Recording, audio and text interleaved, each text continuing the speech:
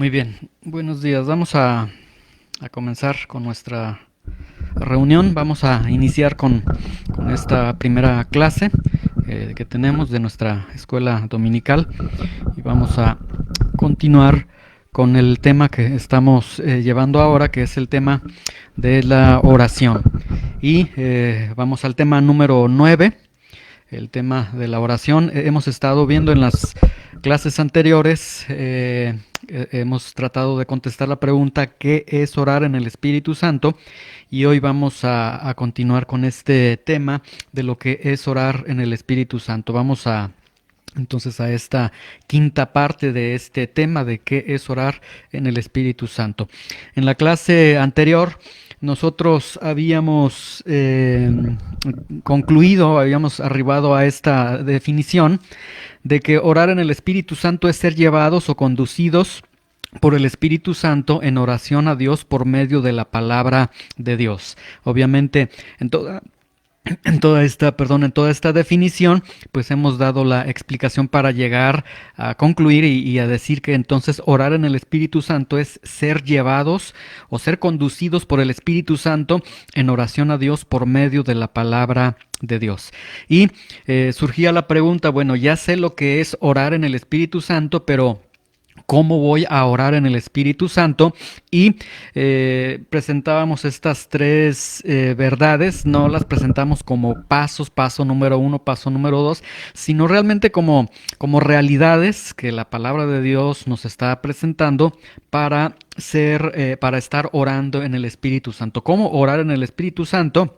Habíamos mencionado número 1, admite tu incapacidad delante de Dios, disfruta de una comunión viva con Dios y pide las promesas de Dios con seguridad y con confianza, ¿sí? Entonces tenemos estos tres aspectos. Vimos en las clases ya anteriores, la primera de ellas, admite tu incapacidad, es decir, habíamos explicado eliminar todo recurso o toda confianza que nosotros podamos tener en nuestra propia carne, ¿sí? Esto es que nosotros hacemos a un lado todo recurso de nuestra carne, la forma de cómo oramos, el levantar la voz, el caminar, el ser agresivos cuando estamos orando, gritar, el estar declarando, el crear una atmósfera como también habíamos mencionado. Todos esos recursos de la carne los hacemos a un lado porque habíamos explicado que la oración es un acto, es un evento totalmente espiritual, entonces la carne no puede ayudarle para nada, no puede aportar nada. Y entonces nosotros admitimos nuestra incapacidad y de hecho el apóstol Pablo dice que no sabremos cómo orar como conviene. No podemos nosotros en nuestra propia debilidad, en la condición que nosotros tenemos. Y entonces admitimos nuestra incapacidad y nos entregamos a la dirección del Espíritu Santo.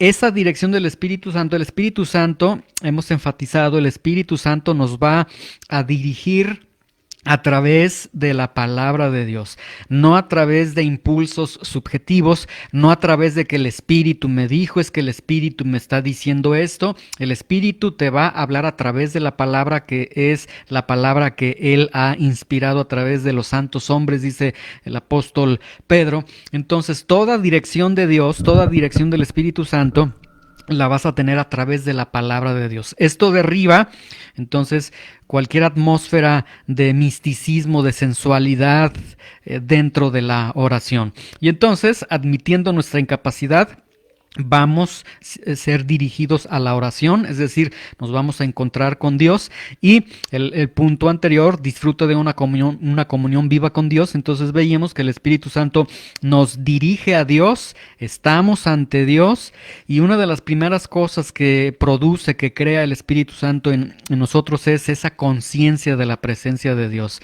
es decir, nos lleva a la presencia de Dios, a orar ante Dios, pero más que las peticiones, más que las necesidades que nos pudieran mover a buscar a Dios, es estar frente a Dios, ¿sí? Y el Espíritu Santo nos hará conscientes de esa presencia, de los atributos de Dios, de la palabra de Dios, de quién es Dios, y esto nos traerá una óptica totalmente distinta. Entonces, de esa forma, la oración Será una oración deleitosa, placentera, porque estás ante un Dios que es misericordia, que es amor, que es justicia, etcétera, y que todos estos atributos están sustentados en la palabra de Dios. Y ahí tenemos algo que hemos mencionado, como la oración va muy ligada a la palabra de Dios. Si queremos nosotros estar buscando al Señor de manera correcta, tenemos que ir a la palabra de Dios. Entonces sí necesitamos una teología de quién es Dios para poder buscar a Dios. Si no sabemos nosotros quién es Dios, si nosotros no conocemos quién es Dios, si nos llegáramos a negar a estudiar la palabra de Dios para conocer quién es Dios, el riesgo que tenemos es que podremos estar creando un Dios a nuestra propia imagen, y eso es idolatría. Ese no es el Dios de la Biblia. Entonces el Espíritu Santo nos va a dirigir a Dios, nos va a conectar realmente con Dios. Será más importante Dios que las necesidades, que las preocupaciones que yo tengo, y la oración, entonces ese tiempo de intimidad con Dios será totalmente controlado, será absorbido por la belleza de Dios, por quién es Dios. Muy bien, entonces vimos estos puntos: admite tu incapacidad, disfruta de una comunión viva con Dios, y en este punto número 3 vamos a ver que dice: pide las promesas de Dios con seguridad y confianza. ¿Y qué significa esto? ¿Qué significa de que ahora que ya estamos en la presencia de Dios, reconociendo quién es Dios, exaltando sus atributos, deleitándonos en la santidad de Dios, deleitándonos en quién es Dios? ¿Qué significa esto de pedir las promesas de Dios con seguridad y confianza? Y esto implica lo siguiente: que nosotros hemos entrado a una relación viva, a una relación familiar, a una relación íntima con el Señor, algo totalmente vivo, totalmente familiar, totalmente íntimo, totalmente cercano, que el Señor nos permite. Romanos 8:16 dice que el Espíritu Santo da testimonio a nuestro espíritu de que somos hijos de Dios. Entonces, cuando cerramos esa puerta, o en el lugar que nosotros acostumbremos a orar, en ese momento que estamos separados para el Señor, apartados para el Señor, en este momento el Espíritu Santo nos recuerda y nos da testimonio que eres hijo de Dios, lo que nos coloca entonces en una relación totalmente viva, en una relación familiar, en una relación cercana, íntima con Dios. Dice Romanos 5:1 y 5:2 que una vez que somos justificados por la fe, tenemos paz para con Dios. Esto lo hemos explicado en algunas otras enseñanzas. Paz para con Dios significa: Dios no está peleado conmigo, Dios y yo somos amigos, Dios y yo, entre Dios y yo hay una relación buena, no por mis méritos, sino por el Señor Jesucristo. Y luego dice el versículo 2: por quien también tenemos entrada. Y esta palabra entrada, el apóstol Pablo la usa de un término griego que se utilizaba para la entrada que se da a ver a un rey. La entrada que da el secretario, el asistente, y que le dirige a una persona y le dice: aquí está, y abre la puerta y entras a ver a un mandatario, a un rey, a alguien muy importante. Entonces utiliza este término el apóstol Pablo, lo que nos da a entender entonces que nosotros tenemos esa audiencia con Dios en el momento que nosotros queramos, en el momento que nosotros deseemos, podemos ir a Él, ante Él, y la puerta del Dios eterno se abrirá y podremos estar delante de Él. Entonces, es una relación totalmente viva, totalmente familiar, totalmente íntima, en la que, como ya mencionamos anteriormente, el Espíritu Santo va a crear la conciencia de Dios, donde lo más importante no eres tú, no son tus necesidades, lo más importante es Dios, al Dios que nosotros estamos viendo, al Dios al que vamos nosotros a orar. Ahora, en esta relación entonces, viva, familiar, íntima, que es una bendición para cada uno de nosotros. En esta relación, ahí es donde nosotros tenemos toda seguridad en las promesas de Dios, tenemos toda confianza en las promesas de Dios. Es decir, se nos abre la puerta, tenemos esta audiencia con Dios, llegamos ante Dios, el Dios eterno, el Dios grande, el Dios todopoderoso. Y podemos nosotros entonces estar resguardados en que somos hijos de Dios, en que somos amados de Dios, queridos de Dios, y ahí el Espíritu Santo va a formar esa seguridad de que somos hijos de Dios, y en base a ello, entonces tenemos esta plena seguridad, esta plena confianza en las promesas de Dios. En estas promesas que Dios da. Y entonces esto nos lleva al punto de que nosotros podemos confiar en sus promesas. Y piensa esto por un momento.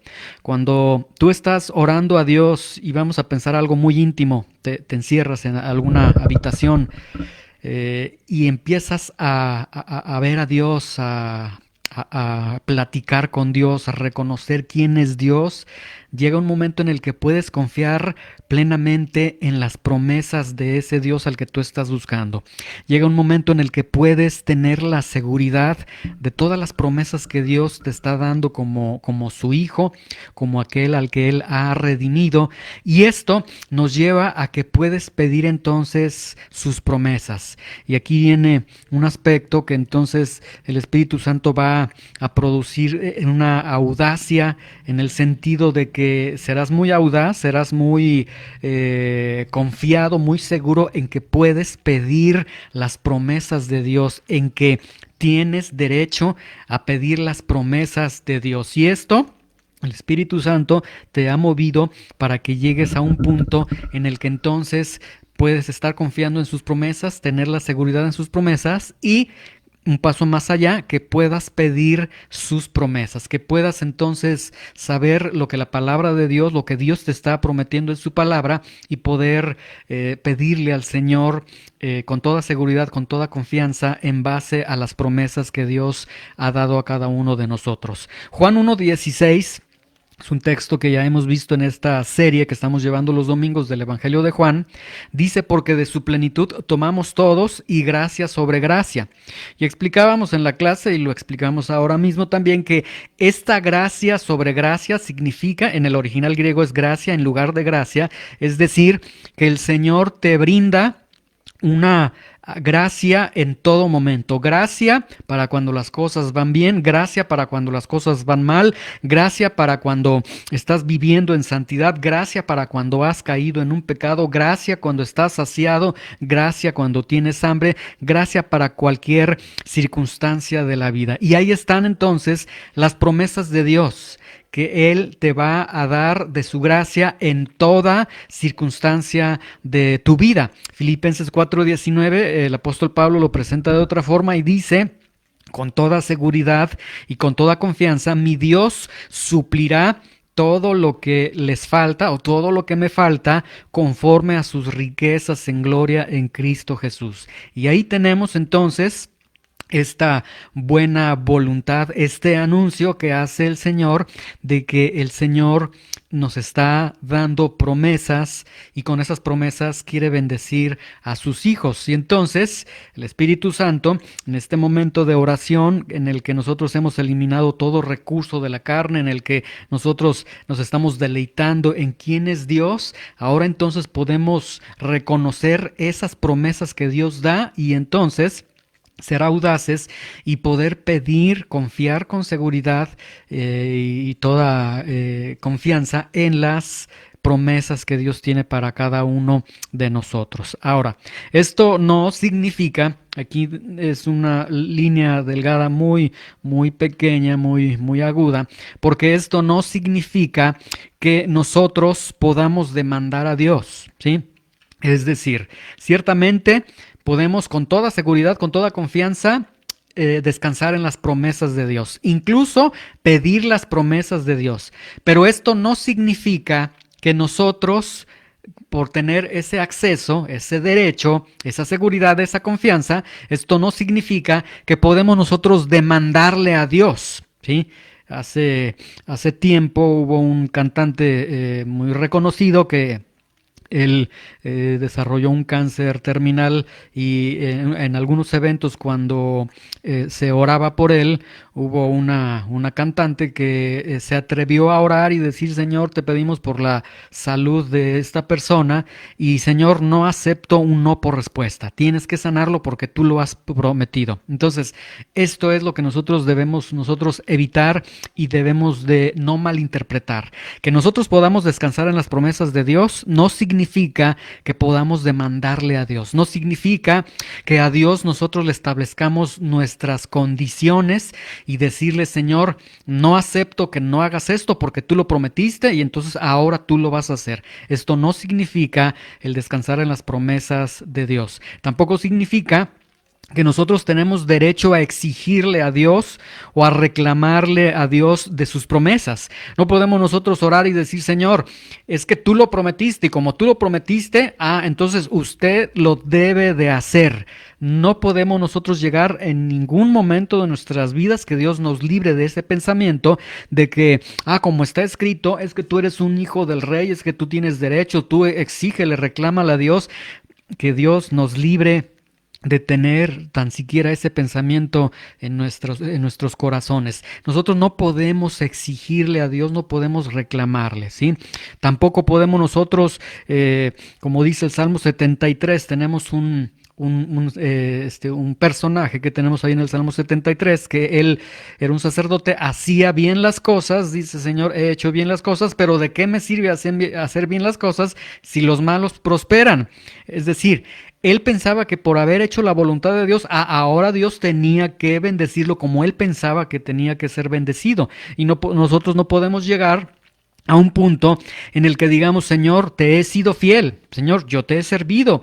Escuchaba yo a un pseudo apóstol el día de estos días, un apóstol, un falso apóstol obviamente, y él decía en una enseñanza, y él decía que veía la riqueza de los millonarios, dice, es que yo veo la riqueza de los millonarios, yo veo que tienen muchos carros, muchas casas, y yo le dije al Señor, Señor, yo que me dedico a reparar vidas, a reparar matrimonios, a llevar tu palabra, ¿dónde están mis millones? ¿Sí? Entonces, vean el atrevimiento. No podemos nosotros decirle, Señor, como yo te he sido fiel, como yo te he servido, pues ahora tú respóndeme, Señor. Ahora, no, no, no. Nunca en la vida tenemos derecho de exigir, de reclamar o de demandar las promesas que Dios nos está dando. Esto no significa que no tienes derecho, que Dios no te está haciendo estas promesas. Sí, tú puedes descansar con toda seguridad, con toda confianza en las promesas de Dios, pero jamás exigirle, jamás levantarte exigiendo esas promesas a Dios. Sería algo tan entendible. Vamos a pensar por un momento. Piensa en alguna persona, ¿sí? Vamos a pensar que una persona a ti te dice, mira, puedes confiar en mí en el momento que tú necesites. Vamos a pensar que esta persona es una persona con abundante riqueza y que él te dice, por la amistad que tenemos, porque te estimo, etcétera, el día que tú tengas algún problema, no dudes, háblame, yo te voy a ayudar, etcétera, etcétera, ¿sí? Y vamos a pensar que en algún momento tú tienes una dificultad. Y ante esa dificultad, tú le llamas por teléfono y le dices a esta persona, tú dijiste que me ibas a ayudar y en base a que tú dijiste que me ibas a ayudar, ayúdame ahora porque tengo este problema. Sería totalmente absurdo. Realmente yo creo que no lo haría cada uno de nosotros porque entenderíamos que, bueno, si bien es una promesa que nos está dando, pues no tengo el derecho yo de exigirle o de reclamarle, ¿sí? Y si algún día en verdad yo necesitara de la ayuda de esa persona, en este ejemplo que estoy colocando, bueno, se lo pediría de una forma, a manera de petición. Me encuentro en una situación muy lamentable, podrías ayudarme, etcétera, y en base a la promesa él te ayudaría sin duda alguna. Entonces, sí lo podemos nosotros entender a nivel de persona a persona. Entonces, mucho más, en tratándose de Dios, no podemos nosotros exigir nada de Dios. Quitemos de nuestras mentes, es que yo soy un hijo de Dios, es que soy esto. Hay una mala interpretación, un amor por un egocentrismo en cada cristiano el día de hoy, que muchos de ellos dicen es que a mí Dios cuando me dé una casa va a ser una casa grande, a mí Dios cuando me dé un auto va a ser un auto grande. No sé de dónde sacan estas ideas de que Dios les va a dar lo mejor a ellos en un sentido material, y todo tiene que ver porque no están entendiendo, ¿sí? ¿Qué tal si el día de mañana Dios te da una casa, pero esa casa es rentada y Dios te ayuda para que pagues la renta? Ahí como que dicen, no, esta casa no me la está dando Dios. Dios te la está dando, pero se pierde el sentido de la mano de Dios que nos está proveyendo. Entonces, podemos nosotros confiar en las promesas de Dios con toda seguridad y con toda confianza. No podemos exigirle, como dije hace unos momentos, no podemos reclamarle por una sencilla razón, porque Dios es soberano. Y al ser Dios soberano, hay cosas que estarán fuera de nuestro entendimiento, ¿sí? A lo mejor alguien confía, Señor, sana a tal persona, sana a mi familiar, etcétera. Pero, ¿qué tal si en la soberanía de Dios, en los propósitos de Dios, Dios quiere mejor llevárselo a su presencia? Si bien Él ha prometido que Él estaría contigo, que puedes presentarle todas tus necesidades, pero Él no contesta esa oración sencillamente porque Él es soberano.